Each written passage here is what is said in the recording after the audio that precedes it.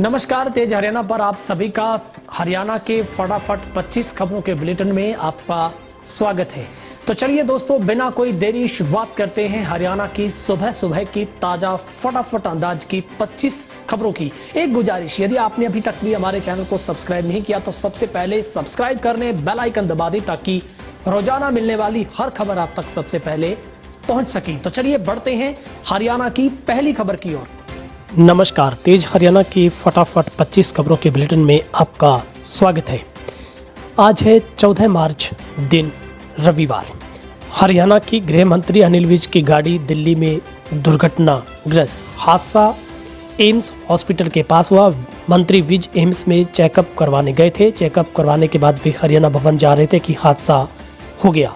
हालांकि हादसे में मंत्री विज को कोई चोट नहीं लगी है, लेकिन उनकी गाड़ी क्षतिग्रस्त हो गई है। सुरक्षा कर्मियों ने तुरंत हरकत में आते हुए मंत्री विज को दूसरी गाड़ी से हरियाणा भवन पहुंचाया। यहां पत्रकारों से बातचीत करते हुए मंत्री विज ने पूरा मामला बताया। उन्होंने कहा कि अचानक ब्रेक लगने से हादसा हो गया था, सब कुछ ठीक है, उन्हें किसी तरह की कोई चोट नहीं लगी। कुरुक्षेत्र अंबाला सीमा पर मारकंडा नदी की तलहटी में पड़े थे बम। निरोधक दस्ते ने जांच की, पुलिस ने कब्जे में लिए। हरियाणा के शाहबाद कस्बे में शनिवार सुबह उस समय हड़कंप मच गया जब एक शख्स ने 2 बम देखे। कुरुक्षेत्र अंबाला सीमा पर गांव पाडलू और पंजैल से गुजर रही मारकंडा नदी की तलहटी में दोनों बम पड़े थे। ग्रामीणों ने इसकी सूचना तुरंत शाहबाद पुलिस को दी। सूचना मिलते ही पुलिस टीम और बम निरोधक दस्ता मौके पर पहुंचा और बम्बों को डिफ्यूज किया गया। जांच पड़ताल के बाद दोनों बम्बों को कब्जे में लिया गया। बमों में जंग लगा हुआ है, जिससे प्रतीत हो रहा है कि बम काफ़ी पुराने हैं। पुलिस टीम ने आसपास इलाके की छानबीन की तो 3 बम और भी मिले। मौके पर काफ़ी संख्या में लोग इकट्ठे हो गए, जिन्हें पुलिस टीम ने संभाला और अपने अपने गंतव्य की ओर रवाना किया। सोनीपत में शादी समारोह में युवक ने बरसाई ताबड़तोड़ गोलियां, एक लड़की समेत 2 सगे भाई घायल। हरियाणा के सोनीपत जिले में शुक्रवार देर रात शादी समारोह के दौरान एक युवक ने ताबड़तोड़ फायरिंग की। इस गोलीबारी में एक लड़की समेत 2 सगे भाई घायल हो गए, जिसका हॉस्पिटल में इलाज चल रहा है। घायलों की शिकायत पर पुलिस ने आरोपी युवक के खिलाफ केस दर्ज कर लिया है। विवाद की वजह आरोपी की मां निकली। फायरिंग में घायल युवक संदीप ने बताया कि गांव गोपालपुर में उसके चाचा का घर है, जहां शादी है। शुक्रवार को देर रात महिला संगीत का आयोजन था। इस दौरान पड़ोस की एक महिला देर से आई तो पहले से आई महिलाओं ने उसे देर से आने का ताना मार दिया। इसी से नाराज होकर अपने घर वापस लौट गई। कुछ देर बाद वह अपने बेटे रवि के साथ आई और उसने महिलाओं को गालियां देनी शुरू कर दी। हरियाणा में 163 नहीं 154 कानूनों से हटेगा पंजाब शब्द। हरियाणा विधानसभा के मौजूदा बजट सेशन में सोमवार 15 मार्च को प्रदेश की बीजेपी जेजेपी गठबंधन सरकार द्वारा सदन में हरियाणा संक्षिप्त नाम संशोधन विधेयक 2021 भी पेश किया जाएगा। इस विधेयक द्वारा हरियाणा में पंजाब एवं पूर्वी पंजाब के संक्षिप्त नाम से लागू 154 अधिनियमों में से पंजाब एवं पूर्वी पंजाब शब्द के स्थान पर हरियाणा शब्द करने का प्रस्ताव है। यह विधेयक प्रदेश के संसदीय मंत्री कंवरपाल गुर्जर द्वारा सदन में पेश होगा। गत वर्ष हरियाणा विधानसभा के अध्यक्ष ज्ञानचंद गुप्ता द्वारा राज्य सरकार के साथ उक्त विषय उठाया गया था, जिसके लिए प्रदेश के विधि एलआर की अध्यक्षता में कमेटी भी गठित की गई है, जिनमें से 4 अन्य वरिष्ठ अधिकारी भी शामिल थे। महिलाओं से ट्रैक्टर खिंचवाने पर भूपेंद्र हुड्डा को नोटिस, 3 दिन में देना होगा जवाब। कांग्रेस द्वारा महिला दिवस के मौके पर ट्रैक्टर रैली निकालने और उसे महिलाओं से खिंचवाने के मामले में हरियाणा राज्य महिला आयोग ने संज्ञान लेते हुए पूर्व मुख्यमंत्री हुड्डा को नोटिस जारी करते हुए जवाब मांगा है। हरियाणा राज्य महिला आयोग की अध्यक्षा प्रीति भारद्वाज दलाल ने नोटिस भेजकर हुड्डा से 3 दिन में स्पष्टीकरण मांगा है। नोटिस में लिखा है कि इस मामले में क्यों न आपके खिलाफ कार्रवाई की जाए। महिला आयोग की ओर से 8 मार्च 2021 को हरियाणा सिविल सचिवालय के परिसर के बाहर हुई घटना के संदर्भ में भेजा है। इसमें कहा गया है कि पूरी दुनिया अंतर्राष्ट्रीय महिला दिवस 2021 मना रही थी। उसी दिन आपने पूरे देश को एक आश्चर्यजनक झटका, एक घटना को क्रियान्वित करके दिया है। एक सप्ताह में पैसेंजर ट्रेन नहीं चली तो विधायक देंगे धरना। पैसेंजर ट्रेन का परिचालन शुरू न होने के कारण सोनीपत में हजारों शहरवासियों के रोजगार पर संकट के बादल मंडरा रहे हैं। दैनिक यात्री अनेकों बार पैसेंजर ट्रेन चलाने की मांग कर चुके हैं, लेकिन उनकी मांगों की तरफ कोई ध्यान नहीं दिया जा रहा। शनिवार को विधायक सुरेंद्र पवार रेलवे स्टेशन पर पहुंचे और दैनिक यात्रियों की समस्याएं सुनी। यात्रियों ने बताया कि पैसेंजर ट्रेनें न होने की वजह से वे समय से कार्यस्थल पर नहीं पहुंच पाते। कई बार तो यातायात के अभाव घर ही रहना पड़ता है। रोडवेज, बस, स्कूल, राजनीतिक कार्यक्रम शुरू हो चुके हैं, तो दैनिक रेल यात्रियों के साथ सौतेला व्यवहार क्यों किया जा रहा है? इस पर विधायक सुरेंद्र पवार ने कहा कि यदि एक सप्ताह के भीतर सभी पैसेंजर ट्रेन शुरू नहीं की गई तो रेल यात्रियों के साथ रेलवे स्टेशन पर धरना देंगे। संदिग्ध हालत में नहर में गिरे भाई और बहन को लोगों ने बचाया। पानीपत रिफाइनरी के पास करनाल के निसिंग निवासी राजेश उर्फ राजू व इसकी बहन सुमन गामरेर कला जिला पानीपत संदिग्ध हालत में दिल्ली पैरेलल नहर में गिर गए। वहीं राहगीरों ने दोनों को बचाने के लिए नहर में छलांग लगा दी। उन्होंने सुमन को तो नहर से बाहर निकाल लिया, लेकिन राजेश पानी के तेज बहाव में डूब गया। इधर सुमन के बाइक वालों ने आरोप लगाया है कि उसके पति भूपेंद्र ने राजेश व सुमन को नहर में धक्का दिया था। वहीं पुलिस की जांच में पता चला कि सुमन व भूपेंद्र के बीच अनबन रहती थी। कई बार पंचायत भी हुई और कुछ समय के लिए दोनों के बीच हालात सामान्य हो जाते और फिर कलह शुरू हो जाती थी। रोहतक में सेना भर्ती 3 मई से सेना में भर्ती होना है तो तैयार हो जाइए। भर्ती कार्यालय द्वारा 3 से 20 मई तक रोहतक के राजीव गांधी स्पोर्ट्स कॉम्प्लेक्स में भर्ती रैली की जाएगी। ये भर्ती पानीपत, रोहतक, झज्जर और सोनीपत जिलों के लिए होगी। भर्ती रैली में 2021-22 के लिए सिपाही सवारी ड्यूटी व सिपाही क्लर्क, स्टोर कीपर के पदों पर भर्ती होगी। भर्ती के लिए ऑनलाइन पंजीकरण 4 मार्च से शुरू हो चुका है, जो 17 अप्रैल 2020 तक खुला रहेगा। रैली के लिए एडमिट कार्ड पंजीकृत ईमेल के माध्यम से 17 अप्रैल 2021 तक भेजे जाएंगे। आपको बता दें कि कोविड-19 के वैश्विक महामारी के कारण वर्ष 2021 की भर्ती को रद्द कर दिया गया था। गत सेना भर्ती के लिए पंजीकरण करवाने वाले उम्मीदवारों को नई भर्ती के लिए दोबारा पंजीकरण करवाना होगा। पक्के मकानों के निर्माण कार्य को पुलिस ने रुकवाया। किसान बोले, आप ही कर दो रहने की व्यवस्था। 3 कृषि कानूनों के विरोध में कुंडली बॉर्डर पर 3.5 महीनों से आंदोलनरत किसानों द्वारा कुंडली बॉर्डर पर शुरू किए गए पक्के मकानों के निर्माण कार्य की सूचना पर शुक्रवार को डीएसपी व कुंडली थाना प्रभारी मौके पर पहुंचे और निर्माण कार्य को रुकवाया।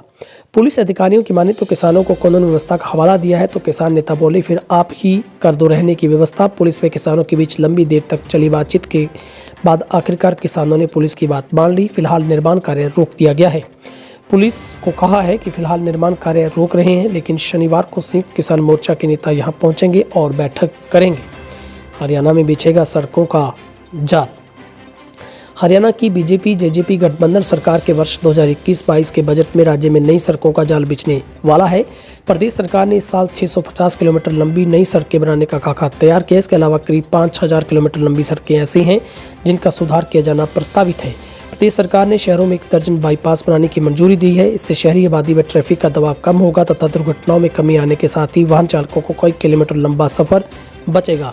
इन बाईपास के निर्माण पर 1007 करोड़ रुपए का खर्च आने का अनुमान है।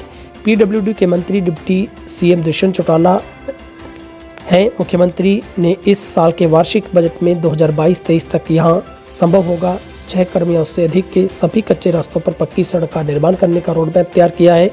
सबसे पहले टोहाना बाईपास का निर्माण कार्य शुरू किया जा रहा है। इस बार के बजट भवन और सड़कों के लिए 10,858 करोड़ रुपए का प्रावधान किया गया है। पीडब्ल्यूडी द्वारा इसी वित्त वर्ष के दौरान उचाना और बहादुरगढ़ बाईपास का निर्माण भी करवाया जाएगा। हरियाणा में सभी फसलें एमएसपी पर खरीदकर कांग्रेस को घेरेगी सरकार। डिप्टी सीएम चौटाला खुद देख रहे हैं इंतजाम। हरियाणा में न्यूनतम समर्थन मूल्य पर किसानों की सभी फसलें खरीद कर बीजेपी जेजेपी गठबंधन सरकार किसान आंदोलन को लेकर कांग्रेस को घेरेगी। मनोहर सरकार 1 अप्रैल से राज्य की सभी मंडियों में गेहूं सहित अन्य फसलों की एमएसपी पर खरीद करेगी। इसके लिए सरकारी इंतजामों की देखरेख खुद उप मुख्यमंत्री कर रहे हैं। पिछले वर्ष कोरोना संक्रमण के बावजूद सरकार ने हरियाणा की 389 नियमित मंडियां और उनके अधीन बने 1442 नए खरीद केंद्रों पर गेहूं की खरीद की थी। तब सरसों गेहूं दोनों की खरीद एक साथ हुई थी। खाद्य आपूर्ति विभाग इस बार भी फसलों की 100% खरीद सुनिश्चित करने के लिए गत वर्ष से भी ज्यादा खरीद केंद्र बनाने की तैयारी में जुटा है। इतना ही नहीं, हर वर्ष किसानों व आढ़तियों के लिए सिरदर्द बनने वाली बोरी बारदाना और फसल उठाने के लिए भी पुख्ता व्यवस्था की जा रही है। बरसात व ओलावृष्टि से किसानों को हुआ नुकसान, ज्ञापन सौंप उठाई मांग। शुक्रवार शाम को हुई तेज बरसात व ओलावृष्टि से हुई नुकसान को लेकर जिले भर के किसानों ने अलग अलग स्थानों पर प्रशासनिक अधिकारियों व राज्य मंत्री ओम प्रकाश यादव को ज्ञापन सौंपकर मुआवजे की मांग की है। आपको बता दें कि नारनौल में प्रदेश के सामाजिक न्याय व अधिकारिता मंत्री ओम प्रकाश यादव से उनके विधानसभा क्षेत्र के कांवी, मांधी, ढाणी, बाठोडा सहित अनेक गाँव के किसानों ने शुक्रवार को बरसात से सरसों की तैयार खड़ी फसल में हुए नुकसान को लेकर मुआवजे की मांग की है। किसानों के समूह ने मंत्री को बताया कि बरसात से तैयार खड़ी सरसों की फसल को नुकसान हो गया। सरकार गिरदावरी करवाकर किसानों के नुकसान हुए फसल का तुरंत मुआवजा दे। जहां पर यादव ने किसानों को आश्वासन दिया कि वे बरसात से क्षेत्र में हुए खराबे को लेकर मुख्यमंत्री से मांग कर गिरदावरी करवाकर उनकी मांगों को पूरा करने का प्रयास करेंगे। उड़न खटोला खरीदने जा रही हरियाणा पुलिस को विज ने दिया बड़ा झटका। हेलीकॉप्टर खरीदने जा रही हरियाणा पुलिस को प्रदेश के गृह मंत्री विज ने बड़ा झटका दिया है। अनिल विज ने हेलीकॉप्टर खरीदने की मंजूरी के लिए आई फाइल को रिजेक्ट कर लौटा दिया है। इसको लेकर विज ने कहा कि एक फाइल आई थी कि पुलिस विभाग के लिए अलग से हेलीकॉप्टर खरीदा जाए, तो मैं उससे सहमत नहीं हुआ, इसलिए मैंने उसको फाइल को रिजेक्ट कर दिया। आपको बता दें कि हरियाणा पुलिस के पास कोई हेलीकॉप्टर नहीं है। हरियाणा पुलिस के पास भी अपना हेलीकॉप्टर हो, इसके लिए पुलिस विभाग ने गृह मंत्री के पास मंजूरी के लिए फाइल भेजी थी, लेकिन उन्होंने इस फाइल को खारिज कर दिया। भिवानी में मास्क न लगाने वालों के खिलाफ अभियान फिर हुआ तेज। भिवानी पुलिस ने बिना मास्क के गाड़ी चलाने वाले लोगों के चालान काटने का विशेष अभियान शुरू किया। इस दौरान ट्रैफिक पुलिस ने लोगों को मास्क लगाने के लिए जागरूक भी किया। गौरतलब है कि कोरोना महामारी के दौरान बीमारी का आंकड़ा बढ़ने का कारण प्रदेश सरकार ने लोगों से अपील की कि वे मास्क लगाकर ही बाहर निकले ताकि कोरोना को फैलने से रोका जा सके। सरकार ने ऐसे लोगों पर नकेल कसने के लिए जुर्माना भी लगाया था ताकि कोरोना को बढ़ने से रोका जाए। लोगों द्वारा फिर से मास्क न लगाने जाने पर पुलिस अब अभियान चला रही है। किसानों के विरोध से डरे बीजेपी जेजेपी के नेताओं ने कार्यक्रम किया स्थगित। झज्जर गुरुकुल के स्थापना दिवस कार्यक्रम में एक बार फिर बीजेपी और जेजेपी के नेताओं का विरोध करने के लिए किसानों ने शनिवार को गुरुकुल के बाहर अपना तंबू गाड़ दिया, जिसका परिणाम यह हुआ कि जेजेपी बीजेपी के नेताओं को किसानों के विरोध को देखते हुए अपना यहां आने का कार्यक्रम स्थगित करना पड़ा। किसानों ने विरोध की पहले से तैयारियां कर रखी थी। कार्यक्रम स्थल के थोड़ी दूर पर किसानों ने शुक्रवार को ही बाकायदा टेंट लगाने के साथ साथ क्षेत्र में भी किसानों को विरोध के लिए काफ़ी संख्या में जुटने के लिए सोशल मीडिया का सहारा लिया था। मामले की गंभीरता को भांपते हुए गुरुकुल झज्जर के कार्यक्रम प्रबंधन ने भी अपने कार्यक्रम में बदलाव किया। कार्यक्रम को केवल विधिजन के आमंत्रण तक की सीमित कर दिया। फिर से कोरोना के केसों में शुरू हुई बढ़ोतरी, सख्ती मोड में प्रशासन। रोहतक में कोरोना संक्रमण के खिलाफ लड़ने वाली वैक्सीन आने के बाद लोग लापरवाह होते जा रहे हैं। जहां एक तरफ रोहतक स्वास्थ्य विभाग ने कोरोना के केसों में कमी के चलते राहत की सांस ली थी, वहीं एक बार फिर कोरोना के केसों की बढ़ोतरी शुरू हो गई है। संख्या 0 हो गई थी, लेकिन अब कोरोना संक्रमित 9 मामले सामने आए हैं। ऐसे में प्रशासन भी सख्ती की मूड में है और लोगों को चेतावनी दी गई है कि अगर सोशल डिस्टेंसिंग, मास्क व सैनिटाइजर का प्रयोग नहीं किया तो कार्रवाई जरूर होगी। बीमारी के कारण परेशान छात्रा ने खाई सल्फास की गोलियां। करनाल के नली पर गांव की 12वीं कक्षा की 18 वर्षीय छात्रा की संदिग्ध परिस्थितियों में जहर खाने से मौत हो गई। घटना देर शाम की है, जब घर पर ही छात्रा ने सल्फास की गोलियां खाई थी। बताया जा रहा है कि पिछले कई दिनों से छात्रा बीमार थी, इस वजह से वो काफ़ी परेशानी में थी। फरीदाबाद में अभिभावकों की शिकायतों को दरकिनार करके निजी स्कूलों के पक्ष में रिपोर्ट बनाने के मामले में अधिकारी suspend. Fees end fund regulatory committee में तैनात इंग्लिश टीचर को शिक्षा निदेशालय ने सस्पेंड कर दिया। आरोप है कि डेपुटेशन पर तैनात इंग्लिश टीचर हंसराज ने अभिभावकों की शिकायतों को नज़रअंदाज कर निजी स्कूलों के पक्ष में रिपोर्ट बनाकर शिक्षा निदेशालय को भेजी थी। इस पर अभिभावक एकता मंच ने सवाल उठाए थे। इस बात की पुष्टि डिविजनल कमिश्नर संजय जून ने की है। बता दें कि अभिभावकों की तरफ से कई निजी स्कूलों की फीस बढ़ोतरी से संबंधित शिकायतें लगातार सरकार के पास पहुंच रही थी। इस मामले को निपटाने के लिए सरकार ने fees end fund regulatory committee का गठन किया था। इसका मुखिया डिविजनल कमिश्नर को बनाया गया है। सूत्रों की माने तो अभिभावकों की शिकायतों को दरकिनार करते हुए क्लर्क हंसराज निजी स्कूलों के पक्ष में रिपोर्ट बनाकर शिक्षा विभाग को गुमराह कर रहे थे। हरियाणा में तेजी से बढ़ने लगे कोरोना के पॉजिटिव केस। 424 नए कोरोना के पॉजिटिव केस आए सामने। हरियाणा में कोरोना के केसों में अब धीरे धीरे फिर से बढ़ोतरी होने लगी है। प्रदेश के कई जिलों में फिर से कोरोना ने पैर पसारने शुरू किए हैं। स्वास्थ्य विभाग की तरफ से जारी किए गए मेडिकल बुलेटिन के आंकड़ों के मुताबिक 424 नए केस आए हैं। प्रदेश में अब तक पॉजिटिव केसों की संख्या 2,74,697 को पार कर गई है। एक्टिव केस फिलहाल 2,952 हैं। प्रदेश में कोरोना से मरने वालों का आंकड़ा बढ़कर 3,073 हो गया है, जिसमें से 2,000 से ज़्यादा पुरुष और 995 महिलाएं हैं। प्रदेश में कोरोना रिकवरी रेट में सुधार हुआ है। अब कोरोना 97.81% रिकवरी रेट पर जा पहुंचा है। वहीं पर हरियाणा के 7 जिलों में कोई भी कोरोना का पॉजिटिव केस पिछले 24 घंटों में नहीं मिला। हरियाणा के बेरोजगार युवाओं के लिए खुशखबरी। प्रदेश के उप मुख्यमंत्री चौटाला ने शनिवार को साइबर चौपाल कार्यक्रम के तहत प्रदेशवासियों से जनसंपर्क किया। फेसबुक लाइव के माध्यम से हुए इस कार्यक्रम में खासकर युवाओं ने बढ़ चढ़कर भाग लिया और अपने महत्वपूर्ण सवाल व सुझाव उप मुख्यमंत्री के समक्ष रखे। प्रदेश के मुख्यमंत्री ने साइबर चौपाल कार्यक्रम का ये आयोजन किया था, जिसमें उन्होंने कहा कि प्रदेश के नागरिकों की समस्या व शिकायत के निवारण के लिए उनके दरवाजे हमेशा खुले हैं। वे कभी भी चाहें ईमेल के माध्यम से उन्हें मिलकर अपनी समस्या बता सकते हैं और उनके निवारण के लिए हर संभव कोशिश करेंगे। साइबर चौपाल कार्यक्रम में उप मुख्यमंत्री चौटाला ने बताया कि किसानों की आगामी फसल खरीद प्रक्रिया व उसके भुगतान के लिए बेहतर व्यवस्था की गई है। उन्होंने प्रदेश के युवाओं के लिए 75% रोजगार बिल, आगामी रोजगार अभियान की महत्वपूर्ण बताया है। दुष्यंत चौटाला ने कहा है कि अप्रैल माह से प्रदेश सरकार द्वारा चलाए जाने वाले राज्य स्तरीय बड़े रोजगार अभियान के लिए युवा तैयार रहें। उन्होंने कहा कि युवाओं के रोजगार के लिए ज़्यादा से ज़्यादा नए अवसर बनाने का कार्य करेंगे।